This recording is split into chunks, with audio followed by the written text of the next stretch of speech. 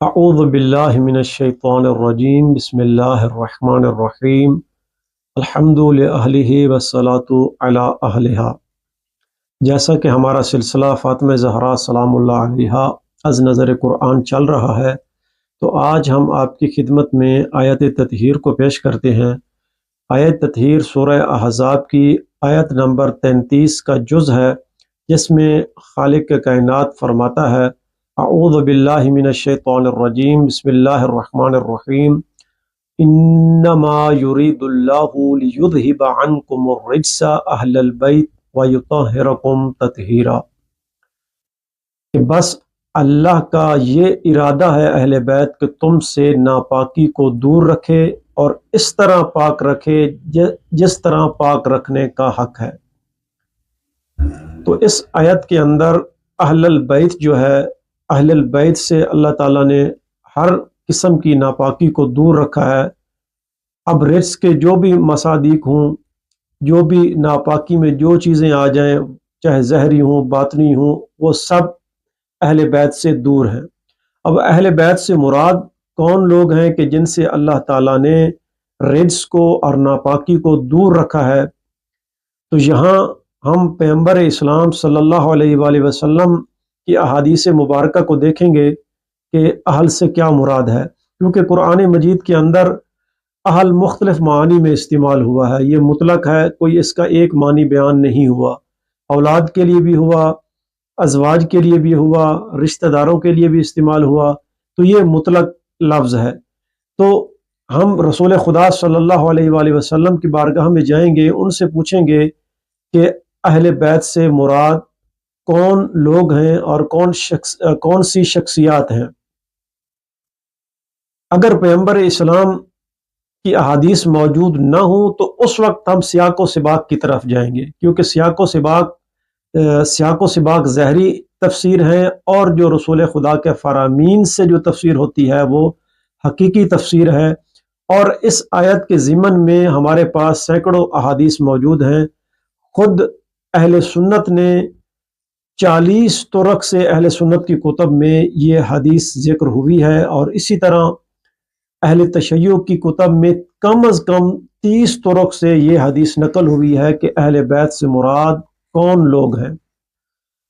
رسول خدا صلی اللہ علیہ وآلہ وسلم نے ارشاد فرمایا کہ اہل بیت سے مراد علی ہیں، فاطمہ ہیں، حسن ہیں، حسین ہیں۔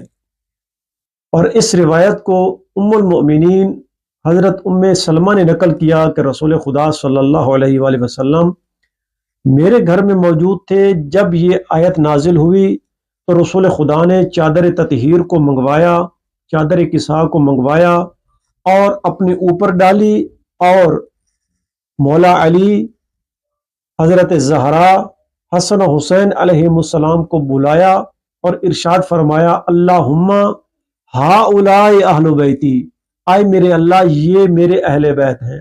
اس وقت حضرت ام سلمہ آگے بڑھیں اور فرمایا: یا رسول اللہ، کیا میں بھی اس چادر کے اندر داخل ہو جاؤں؟ رسول خدا نے ارشاد فرمایا: انک علی خیر، کہ آپ خیر پر ہیں، آپ میری ازواج میں سے ہیں۔ یعنی رسول خدا صلی اللہ علیہ وآلہ وسلم نے بتا دیا کہ آپ میری ازواج میں سے ہیں، خیر پر ہیں، لیکن اہل بیت کا مصداق فقط یہ ہستیاں ہیں۔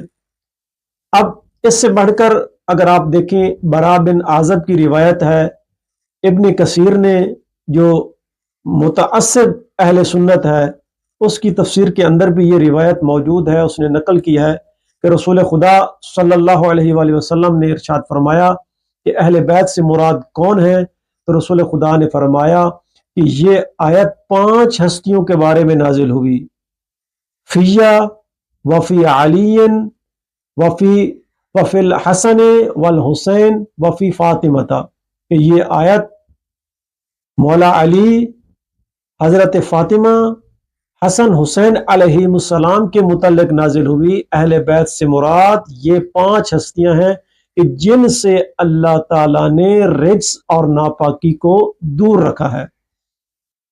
اسی طرح اب اگلی آپ حدیث کو دیکھیں تو اس سے بھی زیادہ واضح بیان فرما دیا، اور یہ روایت طبرانی نے نقل کی ہے अबू सईद खुदरी ने इस रिवायत को नकल किया कि रसूल खुदा सल्लल्लाहु अलैहि वसल्लम ने इरशाद फरमाया, हाउलाए इतरती व अहल बैती, आए मेरे अल्लाह, ये मेरी इतरत हैं और मेरी अहले बैत हैं।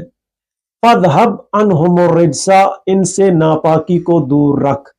यानी रसूल खुदा सल्लल्लाहु अलैहि वसल्लम ने इस हदीस के अंदर वाज़े कर दिया कि अहले बैत जो हैं वो मेरी इतरत में से हैं। तो ये वाज़े हो गया कि इस आयत के अंदर जो अहले बैत मुराद हैं वो रसूल खुदा की इतरत हैं